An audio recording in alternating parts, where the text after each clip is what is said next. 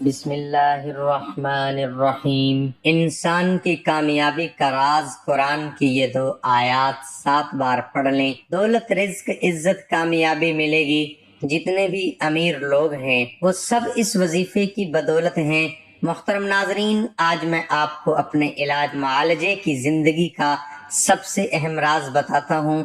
کوئی اپنی زندگی کا اہم راز نہیں بتاتا، کوئی اپنی کامیابی کا فارمولہ اور نسخہ نہیں بتاتا، کوئی اپنی پریکٹیکل لائف کا اس میں عروج اور ترقی حاصل کرنے کا جو خاص پوائنٹ ہوتا ہے وہ نہیں بتاتا، مگر میں آج آپ کو بتاتا ہوں صرف اللہ رب العزت کی رضا کے لیے اور امت مسلمہ کے فائدے کے لیے۔ اس سے میری عزت میں، میرے رزق میں، میری خیر و برکت میں جو اللہ رب العزت نے مجھے عطا فرمائی ہے، میں تو بڑا عاجز، نالائق اور ناشکرا انسان ہوں۔ اللہ تعالیٰ مجھے اپنا شکر گزار بندہ بنا دے اور اپنے تھوڑے بندوں میں شامل کر لے۔ جو بھی خیر و برکت ہے میرے اوپر اور میرے اس سے متعلقین، جو میرے روحانی علاج معالجے کے لوگ ہیں، مسلمان ہیں، جو اللہ رب العزت کی رحمتیں، برکتیں اور خیریں ہیں اور شفا کے حوالے سے جو بھی معاملات ہیں،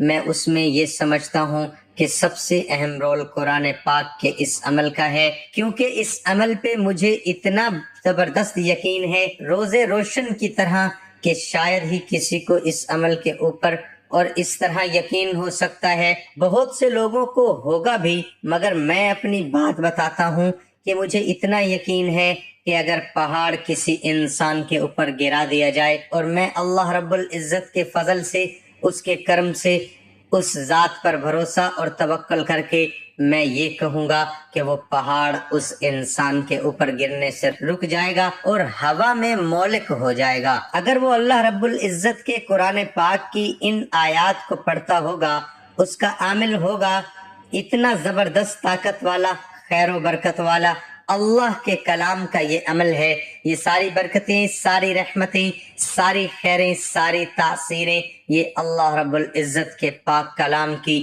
اور اس کی قدرت کی اور اس کی جاہ و جلال کی ہے۔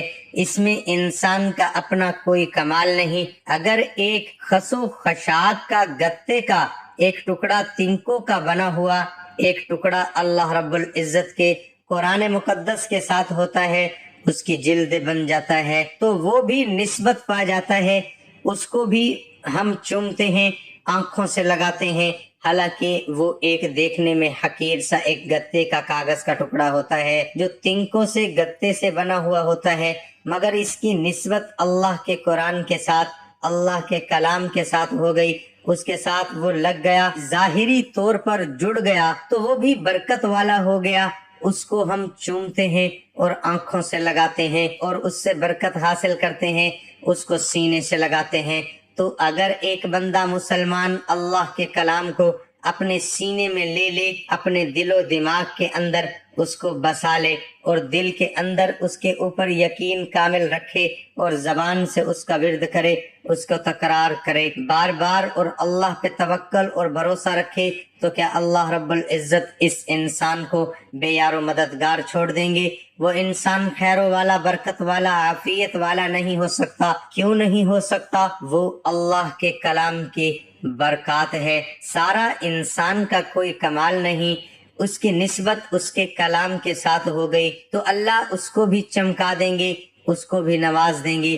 دنیا کا کوئی بھی مسئلہ ہو، کوئی بھی معاملہ ہو، جنات جادو کا مسئلہ ہو، رزق کا مسئلہ ہو، خیر و برکت کا مسئلہ ہو، بیماروں سے شفا کا مسئلہ ہو، حفاظت کا مسئلہ ہو، دنیا کے تمام امور کا حل اللہ رب العزت نے قرآن پاک کی ان 2 آیات میں رکھا ہے۔ ان 2 آیات کے اندر اللہ رب العزت نے ساری برکتیں، ساری رحمتیں، ساری بھلائیاں رکھی ہیں، کیونکہ ان 2 آیات کے اندر اللہ رب العزت کی قدرت کاملہ کا، اس کے عرش عظیم پہ استوا ہونے کا ذکر ہے اور اس کے رب ہونے کا ذکر ہے اور اس کے محبوب صلی اللہ تعالی علیہ وسلم کے رؤوف الرحیم ہونے کا ذکر ہے، امت کے لیے حریص ہونے کا ذکر ہے اور انسانوں کے ایمان کے حریص ہونے کا ذکر ہے۔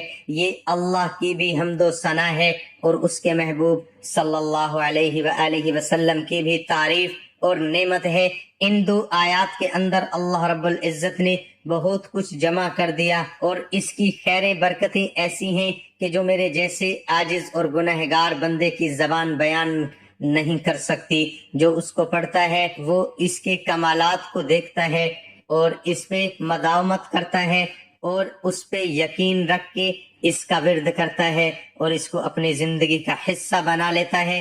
چلتے پھرتے اٹھتے بیٹھتے اس کو پڑھتا ہے، کثرت سے پڑھتا ہے اور یقین کے ساتھ پڑھتا ہے، اللہ پہ بھروسہ اور توکل کر کے پڑھتا ہے، اور اس کے اندر بے پناہ خزانے، نعمتیں، برکتیں، رحمتیں، راحتیں ان کے اوپر نظر رکھ کے پڑھتا ہے۔ وہی اس کی ہر چیز کا، اس کے عجائبات کا، اس کے مشاہدے کرتا ہے۔ اللہ رب العزت نے عجائبات رکھے ہیں، اس کے اندر عجائب و غرائب ہیں جو کسی انسان کے بیان کے قابل اس کی زبان اس کے بیان کو نہیں ادا کر سکتی۔ ہم جب تصور کرتے ہیں تو ہماری زبان بھی لڑکھڑا جاتی ہے، اس کی کون کون سی ہم تعریفیں کریں اور کس طرح کی تعریفیں کریں، کیا اس کے فضائل و مناقب بیان کریں، کیا اس کے اندر خیر برکتیں ہیں وہ آپ کے سامنے بیان کریں۔ بس جو پڑھتا ہے وہی اس کو جانتا ہے، اور جو اس پہ توکل رکھتا ہے، اس سے محبت کرتا ہے، اللہ اس کو دنیا آخرت میں چمکا دیتے ہیں، اس کو نافع الخلائق بنا دیتے ہیں، دوسرے انسانوں کی بھلائی کا، خیر کا اور فائدے کا ذریعہ بنا دیتے ہیں۔ وہ نافل خلائق بنتا ہے، دوسرے انسانوں کے لیے ہدایت کا ذریعہ بنتا ہے، شفا کا ذریعہ بنتا ہے، خیر کا ذریعہ بنتا ہے، دوسروں کے لیے نفع پہنچانے والا بھی بن جاتا ہے۔ سب سے اہم عمل یہ ہے، اور اس کی 3 ترکیبیں ہیں۔ ایک ترکیب یہ ہے کہ آپ صبح و شام ہر نماز کے بعد صرف 7 بار اس کو پڑھیں۔ یہ سورۃ توبہ کی آخری 2 آیات ہیں۔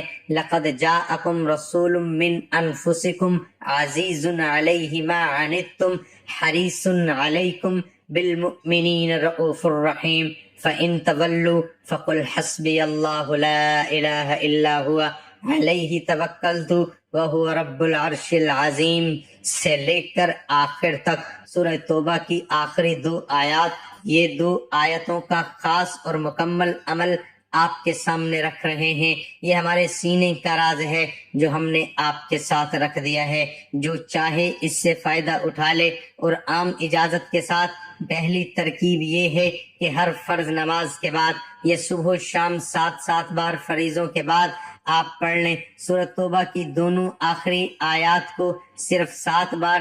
دوسری ترکیب یہ ہے کہ صبح و شام 107 بار پڑھیں، یا صرف رات کو 107 بار پڑھیں۔ 107 کی ترکیب ہے۔ تیسری کے بڑی ترکیب یہ ہے کہ 313 بار آپ عشاء کے بعد پڑھیں۔ اس کے لیے ایک وقت مقرر کر لیں، کوئی بھی وقت رکھ لیں، کوئی بھی جگہ رکھ لیں، تعداد اور وقت اور جگہ تینوں مقرر کر کے پھر اس کو پڑھیں۔ 313 بار عشاء کے بعد پڑھیں۔ اول و آخر درود ابراہیمی آپ نے 11 بار پڑھنا ہے۔ یہ 3 ترکیبیں ہیں، اور یہ آخری ایٹم بم والا عمل ہے جو ہم اپنے شاگردوں کو تحفے میں دیتے ہیں۔ بہت کم شاگردوں کو ہم نے دیا ہے، سب شاگردوں کو نہیں۔ جو اس قابل ہوتے ہیں اس کو اس کی خاص اجازت سے ہم عمل کرواتے ہیں، اور پھر دنیا کے کسی شیطان سے وہ ٹکرا جائے، اللہ کی مدد اور نصرت کے ساتھ وہ غالب آئے گا انشاءاللہ۔ تیسری ترکیب یہ ہے کہ 313 بار عشاء کے بعد وقت ایک رکھ لیں، جگہ ایک رکھ لیں، اور تعداد اس کی ایک ہو۔ 313 اول و آخر درود ابراہیمی 11 مرتبہ۔ اس ترتیب سے آپ اس کو کر سکتے ہیں، اور مجھ گناہگار کو، عاجز کو اپنی دعاؤں میں یاد رکھیں۔ اللہ ہم سب کا حامی و ناصر ہو، آمین ثم آمین۔ ناظرین، کمنٹ باکس میں اللہ تعالیٰ کے 99 ناموں میں سے ایک نام ضرور ٹائپ کریں۔